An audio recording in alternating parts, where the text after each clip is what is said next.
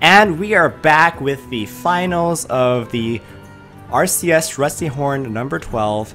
Our finalists are Death Star and Coronet, two players that are quite amazing. They're quite experienced in the tournament scene, and yeah, this is pretty high level play here. I'm excited to be casting. What about you, Dingo? Absolutely. Nothing but the best here at the RCS, like we've talked about. Absolutely thrilling edge of your seat action every week here at the Rusty Horn. This is number 12. If you're just joining us tonight, we have this tournament each week. We hope to see you back for number 13, and we hope to see you as a participant for number 13 for that matter. So please bring your decks, TGT inspired or not, and bring them, and maybe we will cast you in the finals next week in the Rusty Horn at number 13. Indeed, indeed. I mean, wow. These tournaments are indeed open, so anybody can join. You don't have to be legend. You don't have to be the best player. You just got to bring your best decks, give it your best shot, and who knows? Who knows how far you will go. I will fight with honor. We are gonna jump into our first game here of our finals. Death Star versus Coronet. Death Star leading with his Zoo, and Coronet leading with his Secret Paladin.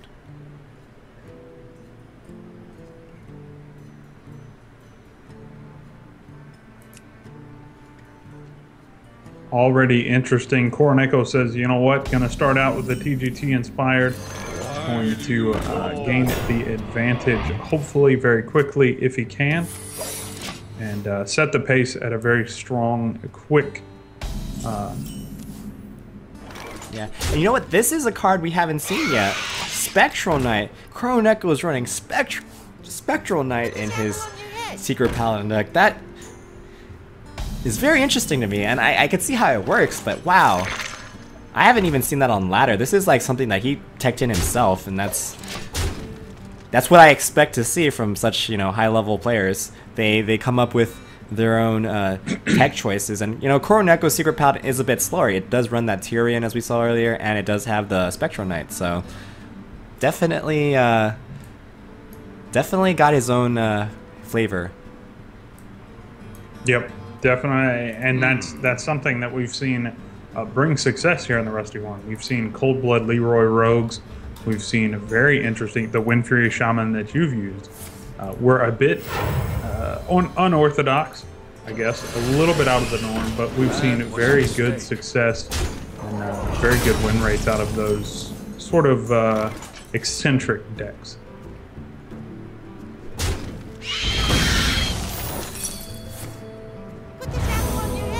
Ooh. Job done. Ooh, and a 4-plosion. I was like, well, I mean, the implosion was probably going to be used there to kill the redemption, right? The redemption knife juggler, but rolling a 4 on the implosion definitely relevant because Coronet doesn't have any sort of AoE. It doesn't have any AoE, but it does block out Death Star's board. So it is 6 damage a turn, sure, but I mean, at some point, you know, you're okay with that being on the board. Now, granted, they all trade into his board, but yeah. Okay, so that's a pretty good turn order there. The proccing of the Avenge off, and now he can just owl it. Definitely very good for Death Star, as he is able to clear his opponent's board and get a 4/4 Nerubian for his troubles. yep. Put this apple on your head. You can see 3 juggles on the end of this juggler here. Reporting for duty. Reporting for duty. Pretty good juggles. 2 into an imp and then 1 to the face. So pretty good. We'll look for the RNG on the implosion again.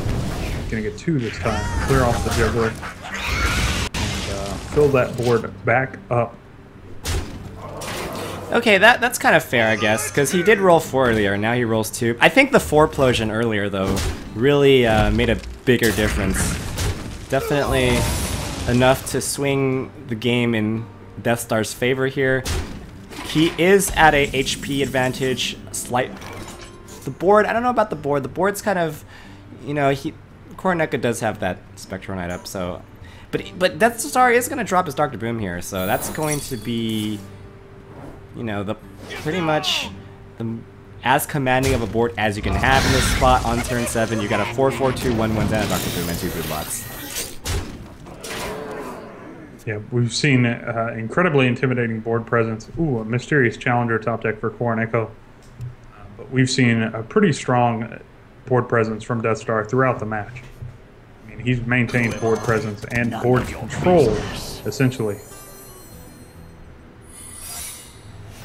No 5-star secrets or 5 secret plays from our Paladins tonight so far, but definitely 4 secrets is enough to be intimidating when that mysterious challenger hits the board.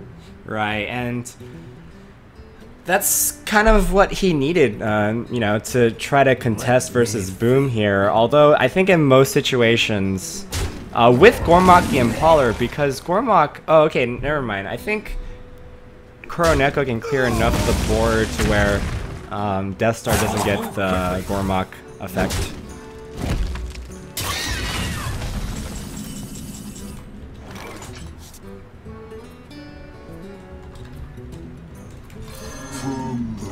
He will get the Gormok effect, given that Void Caller play.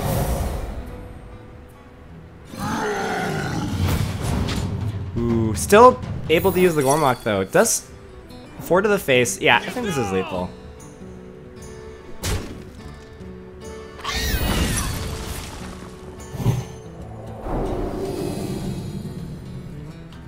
Yep. Coronet gonna submit. He says, you know what? That's pretty strong.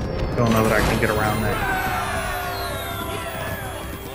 Coronet going to Death Star going to take game number 1 here in the final series match against Coronet, besting the Secret Paladin. So that was about as good of a handling of the Secret Paladin as we've seen tonight from our challengers here in the Rusty Horn. So definitely wasn't the most easy win for Death Star, but he ended up pulling it off with that turn 7 boom. Really, really timely. Always a timely time to drop boom on turn 7. I will fight with honor. Tremble before the might of the elves. Coronet not losing faith in the Secret Paladin, says, you know what? That was just a warm-up match. I'm going to bring it out again. It's time to see what I can do with it. And Death Star is going to revert to his Illyria, bit of a face hunter deck going on. So we'll see how that pays off against the Secret Paladin. No, this deck, as we've seen, hasn't been in type. We've seen a lot. Whoa, so he runs Scavenging Hyena and he runs Tundra Rhino. So he's bringing back some of the old cards that, wow, I am pretty happy about seeing this. But yeah, it's Throwback Thursdays, right? Indeed, indeed, indeed. TBT and the RCS, man. I do like what I'm seeing here out of Death Star's hand. He is going to be able to Haunted Creeper and then coin into the Houndmaster. Coronet, however, a bit of a slower start because his hand's a bit clunky. He's got Tyrion in his starting hand. We're not going to see that happening for, quite a while. Yeah, the Tyrion and the Lotheb pickup aren't going to help out in the opening hand. They're going to have to sit there into the mid-game. But at the same time, Death Star going to pick up King of Beasts for his Web Spinner troubles, so that also not going to pan out or pay out very well.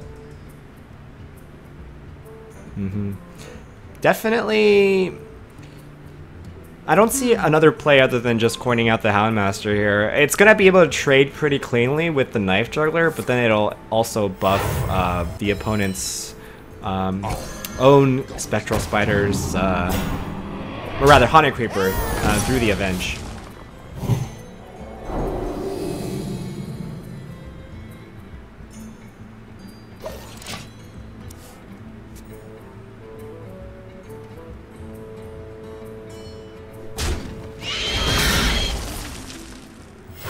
Reporting for duty. Pretty interesting plays from both players so far. Death Star sort of not stalling the game, but beginning to take a little bit more time, a little bit more calculated than we've seen previously. In our last series, we saw nothing but flat-out aggression constantly. So it's interesting to see Death Star assume sort of a cautious role against Coronet. So it'll be interesting to see if it works and if it pays off, or if it doesn't work out for him. That King of Beasts off of the web spinner going to be played. 2-6 with taunt, not super threatening, but it's a minion on the board nonetheless. Right. And, you know, he wasn't able to get Ram Wrangler value last turn, but he certainly will get it this turn. It's going to be hard for him to kind of deal with this Mysterious Challenger, though. Those 4 secrets, man, every time you see that, you're just like, oh, God. There's just... I already know I'm in a bad spot. You got the Avenge, you've got the Get Down. Oh, there's actually no Get Down right now. Get Down was used earlier, and he has a Get Down in his hand.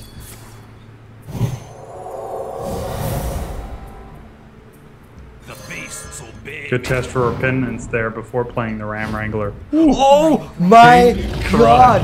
What? Oh my God! Wow! The king of the jungle himself making an appearance with a buffed +1 attack. Oh my and God! For a better Ram Wrangler. Ram Wrangler. Every time I've seen the Ram Wrangler, this is what happens. Like, on average, it's just such a crazy card. I can't even believe this right now.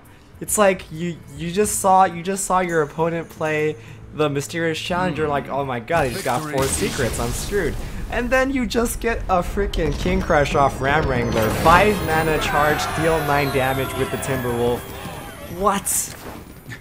Holy good God, that was crazy. And Death Star takes it he's up in the series 2-0 with that crazy Ram Wrangler RNG. Oh my God, that was nuts. Pretty confident here going into the 3rd series as Death Star, and can't rightly blame him. That Ram Wrangler was a really great play, kind of hinging upon that RNG, but it paid off in droves. 9 damage King Crush. I mean, who can argue with that? Yeah. Wow. Malfurion versus Magni. Alright, so Death Star has to win one of the next 3 games with his Druid. Coronet going into his Patron Warrior, gonna try to start out the reversed sweep, but Death Star not finding any of the ramp that usually makes Druid run away with games, so he's gonna be a bit slower from the start.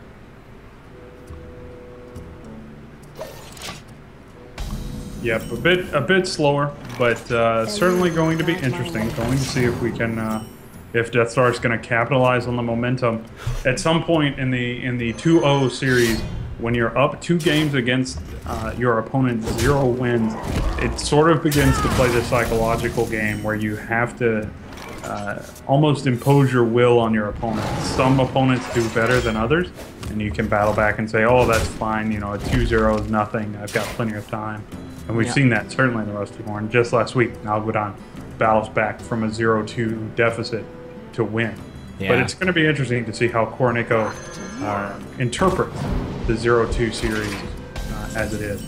You know, on the game so far, though, Death Star drew a very timely Darnassus Aspirant, and then Coronet followed it up with a top deck of his own, the Vorax, to kill it immediately. So, definitely, I don't know who I would favor here at this point, but Coronet definitely gonna be able to, with the preemptively dropped Cool Taskmaster, gonna be able to kill this Thorson here without much trouble.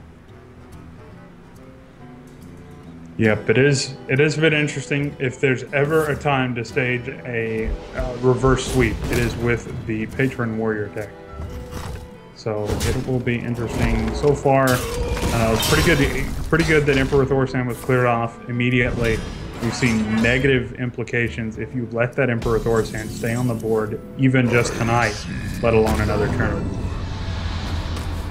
Yeah, and the Lothep coming out and it's pretty much his only play from that turn, but Coronet seems to basically just have the answers like every turn, and he's got the Thorson of his own coming up next turn if he wants it.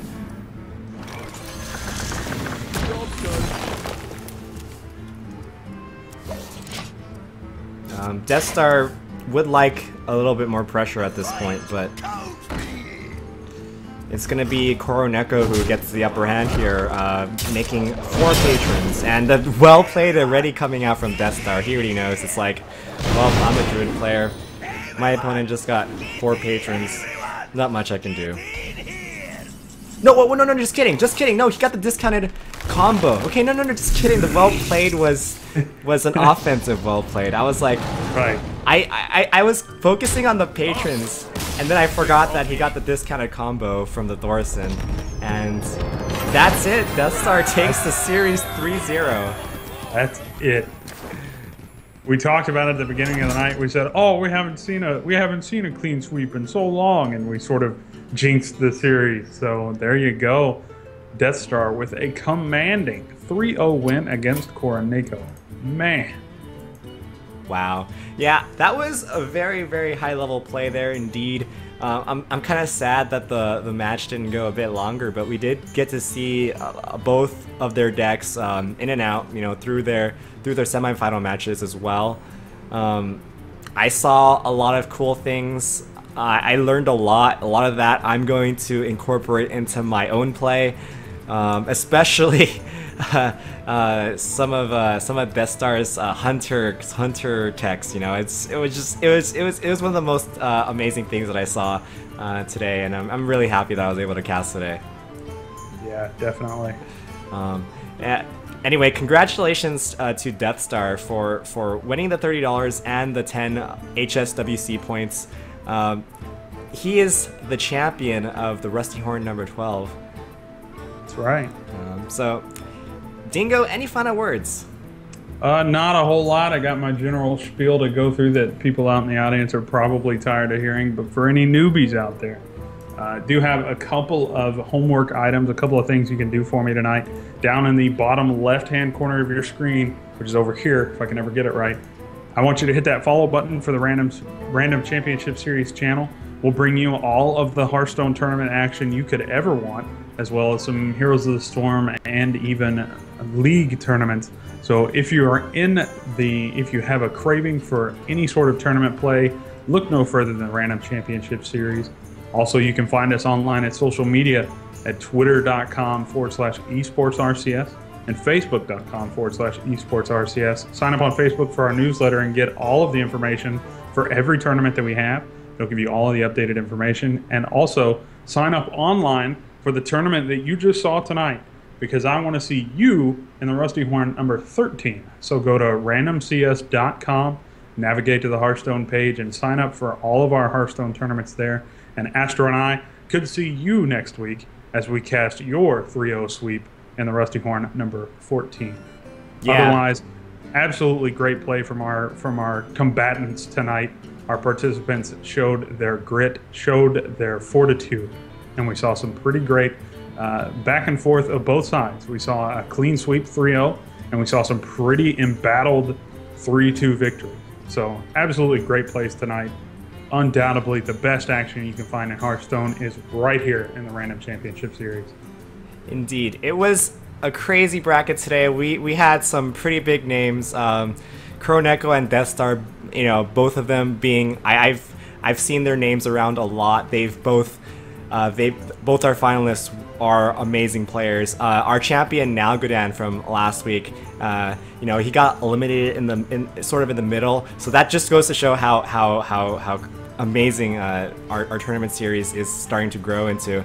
And well, before we cut off for today, yeah, I'm Astro. That's Dingo.